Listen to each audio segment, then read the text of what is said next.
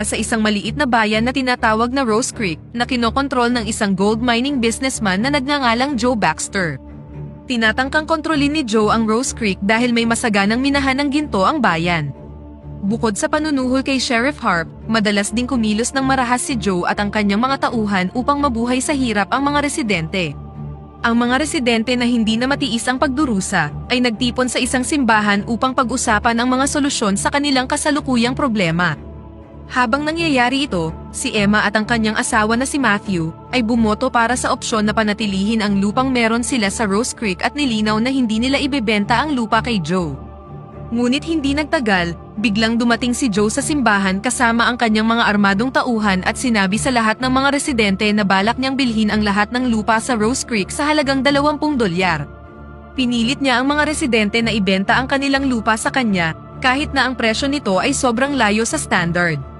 Ipinaalam ni Joe na meron silang 2 linggo upang lisanin ang bayan, at kung nasa Rose Creek pa rin sila sa loob ng 2 linggo, hindi siya magdadalawang isip na patayin ang mga kababaihan at mga bata upang pilitin silang umalis sa bayan. Nang marinig ito, nagalit ang mga residente at tinuligsa ang kasamaan ni Joe. Dahil ayaw niyang tanggapin ang pang-iinsulto ng mga residente, sinunog ni Joe ang simbahan at pinatay ang ilang residente para takutin ang iba, kabilang dito si Matthew. Makalipas ang ilang araw, isang sikat na US Marshal na nagngangalang Sam ay dumating sa bayan ng Brownsdale, ang pinakamalapit sa bayan ng Rose Creek. Si Sam ay nasa isang misyon na hulihin ang isang kriminal na nagngangalang Powder Dan na nakagawa ng iba't ibang mabibigat na krimen. Pumasok si Sam sa isang bar at tinanong ang bartender tungkol sa kriminal na hinahanap niya. Ngunit dito nabunyag na ang bartender ay si Powder Dan na sadyang nagbalat kayo para itago ang kanyang pagkakakilanlan. Gayunpaman, hindi niya kayang lokohin si Sam na nakilala siya sa kabila ng pagpalit niya ng kanyang itsura. Hindi maiiwasan ang isang shootout sa pagitan ni Sam at Powder Dan hanggang sa napatay siya ni Sam. Nang piliin ng halos lahat ng mga parokyano na lumabas ng bar, isang lalaking nagngangalang Joshua Faraday ang nanatili sa kanyang upuan at pinanood ang pamamaril ng walang nararamdamang kahit na anong takot. Matapos patayin si Powder Dan, lumabas na si Sam sa bar. Ipinaliwanag niya ang insidente sa sheriff at ipinakilala ang kanyang sarili bilang isang US Marshal. Pagkatapos nito, sumakay si Sam sa kanyang kabayo at nagmamadali ng umalis sa bayan. Sa kabilang banda, si Emma ay nasa lungsod din ng Brownsdale kasama ang kanyang matalik na kaibigan na si Teddy, at naghahanap sila ng mga taong pwedeng makatulong sa kanila sa pagpapatalsik kay Joe at sa kanyang mga tauhan mula sa Rose Creek. Nang malaman nilang magaling sa pakikipaglaban si Sam, ipinaliwanag ni Emma at Teddy ang pang-aabusong ginagawa ni Joe at humingi ng tulong sa kanya.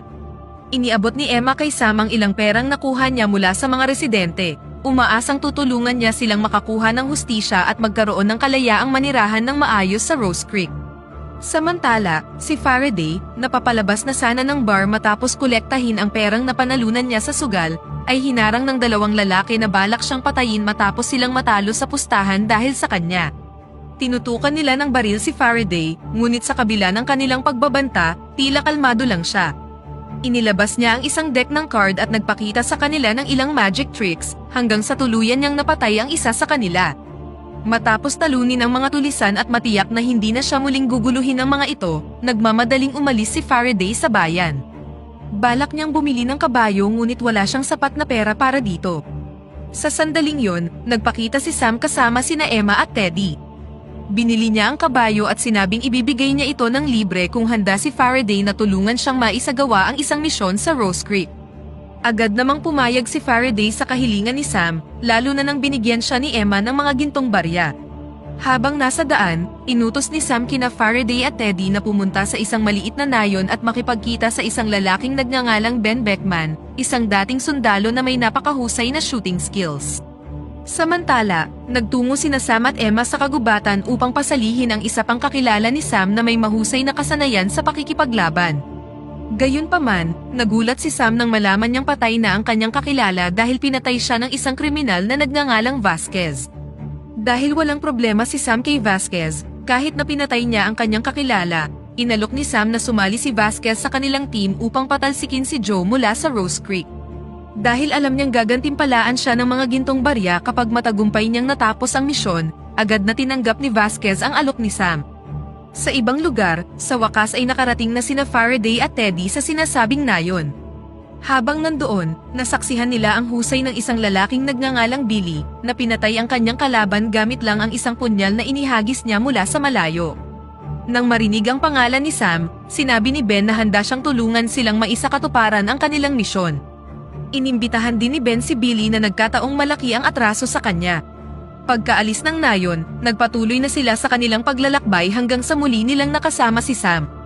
Kinailangan nilang maglakbay ng hindi bababa sa 4 na araw sakay ng kabayo para lang marating ang bayan ng Rose Creek. Habang nagpapahinga sa isang abandonadong cabin, nilapitan sina Sam ng 2 lalaki na nag-alok sa kanila ng ilang rifle. Ipinaalam ng 2 lalaki na ang rifle ay ang armas na ginamit ni Jack Horn, ang legendary assassin. Ngunit pagkatapos, ang isa sa mga lalaki ay biglang pinatay ng kung sino. Hindi nagtagal, dumating si Jack Horn sa lugar at mukhang galit na galit siya nang makitang ninakaw ang kanyang paboritong baril. Nang makita ang shooting ability ni Jack, naging interesado si Sam na kunin siya. Tinanggap naman ni Jack ang alok ni Sam, ngayong wala siyang trabaho o aktibidad na gagawin. Nang gabing yun, nagpa siya si Sam at ang kanyang mga kasamahan na magpalipas ng gabi sa burol na nasa border ng Comanche tribe. Sa sumunod na araw, habang naghahanda para ipagpatuloy ang kanilang paglalakbay, nagulat ang grupo ni Sam nang magpakita ang isang Comanche warrior na nagngangalang Red Harvest na nagpasyang sumali sa kanila. Matapos ang mahabang paglalakbay, sa wakas ay nakarating na rin sila sa Rose Creek. Bago pumasok sa bayan, inutos ni Sam sa kanyang mga kasamahan na maghiwa-hiwalay at pumunta sa tamang posisyon para atakihin ang mga tauhan ni Joe na nagbabantay sa bayan. Sa pagpasok ni Sam sa Rose Creek, kinumpronta siya ni Sheriff Harp at ng kanang kamay ni Joe na si McCain, na agad na inutusan si Sam na isurrender ang kanyang baril. Kahit na sinubukan siyang takutin ni McCain sa pamamagitan ng pagsabing meron siyang 20 armadong kalalakihan na handang pumatay ng kahit sino, hindi pinansin ni Sam ang banta. Matapos makumpirmang nasa kani-kanilang posisyon na ang kanyang mga kasamahan, ginalit ni Sam si McCain, kaya tinawag niya ang lahat ng kanyang mga tauhan. Bago pa makapaglunsad ng pag-atake si McCain at ang kanyang mga tauhan, agad na ipinakita ni Sam at ng kanyang mga kasamahan ang kanilang husay sa pagbaril. Hindi nakayanan ng mga tauhan ni McCain ang husay ng grupo ni Sam at isa-isa silang namatay sa engkwentro. Habang ipinapakita ang kanilang husay sa pagbaril, mukhang kinakabahan si Ben at hindi man lang siya nakagawa ng kahit na isang putok. Kahit na nasa harap na niya ang kalaban, tila nahihirapan siyang kalabitin ang gatilyo. Nabunyag na si Ben ay nakakaranas ng PTSD matapos siyang lumaban sa digmaan noong mga panahong sundalo pa siya. Matapos patayin ang lahat ng mga tauhan ni McCain, inutusan ni Sam si Sheriff Harp na sabihin kay Joe na ililigtas niya at ng kanyang mga kasamahan ang mga residente ng Rose Creek. Sa kabilang banda, tinawag ni Emma ang mga residente upang salubungin ang pagdating ng kanilang mga tagapagligtas, na ngayon ay tinatawag ng Magnificent Seven. Bagamat napakahusay ng Magnificent Seven, tila nagdududa pa rin ang mga residente na matatalo nila si Joe at ang kanyang mga sadistang tauhan. Nang marinig ito, nagbigay si Sam ng speech sa harap ng mga tao at binigyan ang mga residente ng 2 choice, ang manatili at ipagtanggol ang kanilang bayan, o umalis ng lungsod para sa kanilang sariling kaligtasan. Ang ilan sa kanila ay nagpasyang umalis na sa lungsod dahil ayaw nilang masangkot sa darating na labanan. Gayunpaman, ang karamihan sa mga residente ay mas piniling manatili sa Rose Creek at ipaglaban ang kanilang kalayaan at ari-arian. Dahil meron na lang silang 7 araw bago dumating si Joe sa bayan, gumawa si Sam at ang kanyang mga kasamahan ng isang plano, at kabilang dito ang pagsasanay sa mga residente kung paano gumamit ng armas. Habang tinuturuan ni Billy ang mga netizen na lumaban gamit ang kutsilyo, sinanay ni Faraday at Sam ang mga residente kung paano gumamit ng baril. Pagkatapos nito, naglunsad ang Magnificent Seven ng pag-atake sa gold mine ni Joe, kung saan pinatay nila ang lahat ng kanyang mga tauhan na nagbabantay sa lugar at pinalaya ang mga alipin. Sa loob ng minahan, nakakita sila ng maraming bomba, at balak ni Sam na gamitin ang mga ito sa kanilang misyon para talunin si Joe at ang kanyang mga tauhan.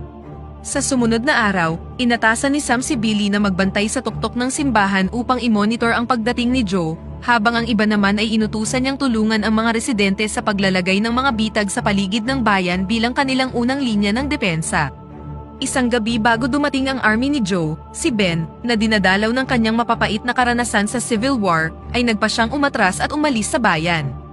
Sa kabutihang palad, nagboluntaryo si Emma na pumalit sa kanyang pwesto. Tinanong ni Sam si Faraday at ang iba kung gusto pa nilang ipagpatuloy ang misyon o sumunod sa mga yapak ni Ben. Sa panahong yun, nagpasya si Faraday at ang iba pa na ipagpatuloy ang misyon sa pagligtas ng mga residente ng Rose Creek. Kinaumagahan, ang Magnificent Seven at ang mga residente ay naghanda ng harapin si Joe at ang kanyang mga tauhan na binubuo ng halos mahigit 200 katao. Inatake ng hukbo ni Joe ang Rose Creek kung saan ang karamihan sa kanila ay mabilis na napatay ng iba't ibang mga bitag, mga bomba, at mga pang-aambush ni Sam at ng kanyang mga kasamahan. Hindi maiiwasan ang matinding labanan kung saan ipinakita ng mga miyembro ng Magnificent Seven ang kani-kanilang kakayahan at nagtagumpay sa pagpatay sa mga tauhan ni Joe sa tulong ng mga residente. Habang nagaganap ang mahigpit na laban, si Faraday, na papunta na sana sa ibang lokasyon para isagawa ang sunod niyang plano, ay biglang inatake ng mga tauhan ni Joe at nabaril siya sa tiyan. Bago pa nila mapatay si Faraday, agad na nagpaputok si Vasquez sa mga kalaban at napatay sila. Kasabay nito, nagpakita rin si Ben at tinulungan ang Magnificent Seven na talunin ang natitirang mga kalaban. Sinabi niya kay Sam at sa iba pa na meron pa ring sapat na mga mersenaryo si Joe at isang Gatling gun para patayin silang lahat. Hindi nagtagal, sinimulan na ni Joe ang paggamit ng Gatling gun na ikinamatay ng maraming residente at maging ng sarili niyang mga tauhan. Nang ma-realize na wala silang laban sa napakalakas na armas, inilikas ng Magnificent Seven ang mga survivors sa nasunog na simbahan. Sa panahong yun, sinubukan ni Jack na protektahan si Teddy na tinamaan ng Gatling gun. Matapos tiyaking nasa isang ligtas na lugar na si Teddy, inatake si Jack ni Denali at kalaunan ay napatay siya. Hindi nagtagal, pumasok si Denali sa isang gusali kung saan nagtatago si Emma at ang isa sa mga residente. Gayunpaman, bago pa niya mapatay ang babae, dumating si Red Harvest at agad na pinatay ang kanyang katribo. Samantala, plano ni Faraday na sirain ang Gatling gun at hiniling kay Sam na bigyan siya ng cover habang tumatakbo siya patungo sa lokasyon.